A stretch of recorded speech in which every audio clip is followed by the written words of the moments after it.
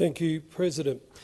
In light of the recent decision to reject the development— my question is to the Minister representing the Minister for Environment and Water, Minister Plibersek, Minister Wong.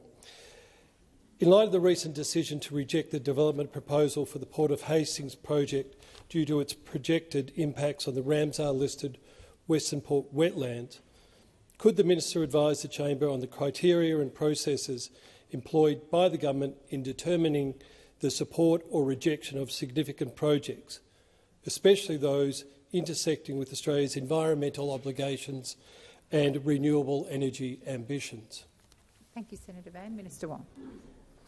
Thank you, President. I thank Senator Van for the question. And as a matter of general principle, what I would say to him is that any decision under the Environment Protection and Biodiversity Conservation Act is a decision that is made through the application of that law to the particular facts of the case.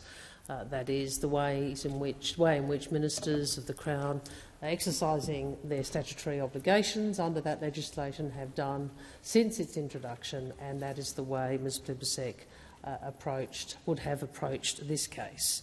And the fact is that every project, housing, mining, energy, or so forth, is treated in this way. That is, the law is applied to particular facts, and the decision is made in relation to the minister, to the application of the law to those facts. I am advised the project was deemed unacceptable because the Port of Hastings failed to show it was consistent with federal environmental law, and in particular the impact on internationally protected wetlands. I'm also advised that detailed reasons for the decision are publicly available online. I'm advised that the Port of Hastings is, of course, able to make another and revised application under the national environmental law, and that senior officials from both the Victorian and federal governments have already met to discuss possible next steps. The government will continue to consider each project on a case-by-case basis, consistent with the law in the way I have outlined. Thank you, Minister. Senator Van for supplementary. Thank you, President. Given the paramount importance of developing clean energy infrastructure, such as offshore wind farms, for Australia's energy future, what steps is the government taking to reconcile the imperative of these developments with the safeguarding of our international environmental commitments and the biodiversity they aim to protect? Thank you, Senator. Minister Wong.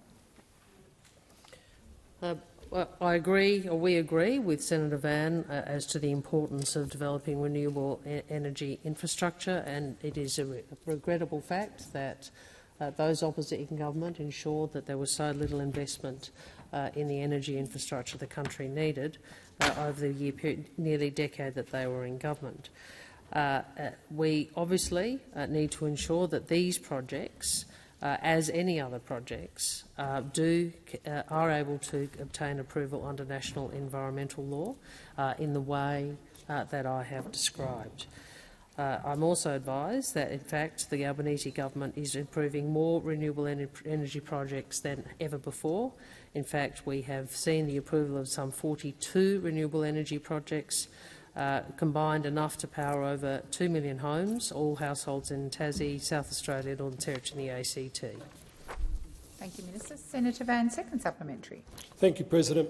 Considering the critical balance between environmental preservation and the need to reduce carbon emissions, is the government contemplating the introduction of an environmental protection mechanism of some sort within the project assessment framework to ensure a comprehensive evaluation of projects that accounts for both their environmental impact and their carbon reductions?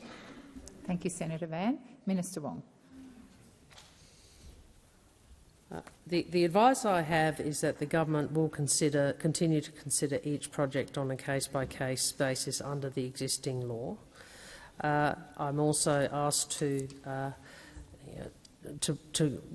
make reference or to advised the Senate of a range of renewables that Minister Plibersek has approved, which included the solar farm in Queensland, producing enough power for around 200,000 households.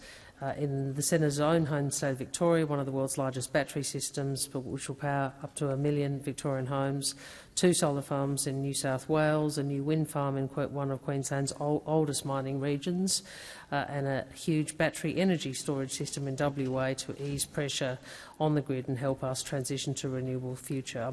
I'm also advised that there are, in fact, a record 125 other renewable energy projects in the environmental approval pipeline, and in relation to the Port of Hastings, as I said, they are able to make a further application.